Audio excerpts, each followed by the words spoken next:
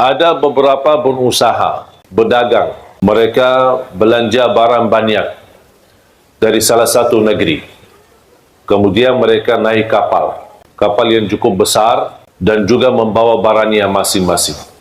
Di dalam perjalanan untuk kembali ke kampung mereka, terjadilah hujan besar. Gelombang dan dia menghadapi ujian yang amat besar di tengah laut.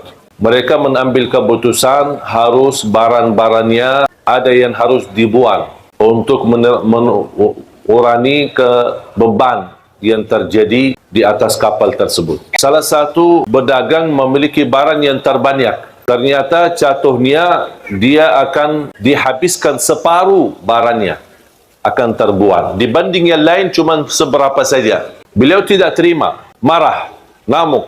Saya bisa rugi banyak. Separuh barang saya masa dibuang begitu sia-sia. Mereka menjelaskan daripada kita tenggelam semua, menghadapi musibah semua, mendingan barang-barang kita aja biar kita selamat. Beliau tidak terima, tidak mau. Karena dia berdagang baru, membuat berdagang yang lama, mereka sepakat sekalian barangnya sama orangnya dibuang aja, biar kita selamat. Karena mereka merasa orang itu berdagang baru, tidak punya istilahnya kekuatan, tidak punya power, tidak punya lingkungan yang bisa melindunginya. Dan terbuang. Dan subhanallah mereka jalan dan beliau bersama barangnya sudah terbuang di dalam laut. Dalam menghadapi ujian angin besar, subhanallah terarah kepada salah satu pulau yang cukup sepi, tidak ada apa-apanya. Dia masuk di sana, cari makan tidak ada, cari apa tidak ada, barangnya hilang.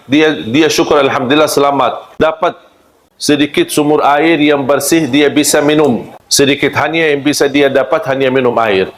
Di situ dia menemukan sebuah rumah kecil dari kayu. Dia masuk ke rumah dan dia bisa rasa nyaman untuk bisa istirahat dan tidur. Berjalan waktu beberapa hari, tidak ada yang datang menolong dia. Tiba-tiba datangnya angin yang cukup kencang dan besar, mengakibatkan terjadi kebakaran di pulau tersebut. Dihabiskan semua pohon-pohon yang ada sekaligus rumah kayunya itu.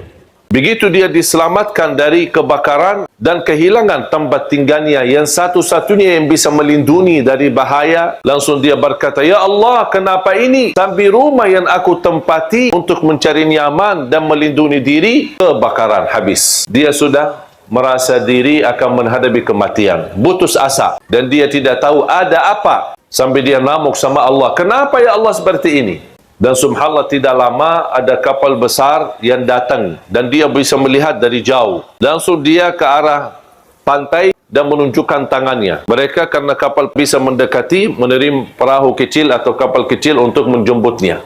Ketika dijemput dan naik kapal besar, dan beliau bertanya, "Kok dari mana kalian tahu saya ada di sini?" "Oh, kami tahu dari jauh kami melihat asap. Gara-gara terjadi kebakaran kan ada asap besar. Kami berfikir ini tanda biasanya kami seorang laut, pasti biasanya itu tanda-tanda ada orang minta tolong. Makanya kami datang." Terus mereka tanya, "Iman, kamu kok bisa datang sini sendirian?" "Oh, ceritanya saya bersama kapal berdagang, mereka mengkhianati saya, mereka semua bersepakat untuk melimbar saya di laut dan syukur saya bisa selamat." Kata pemilik kapal, "Mereka itu yang Anda cerita semuanya mati tenggelam.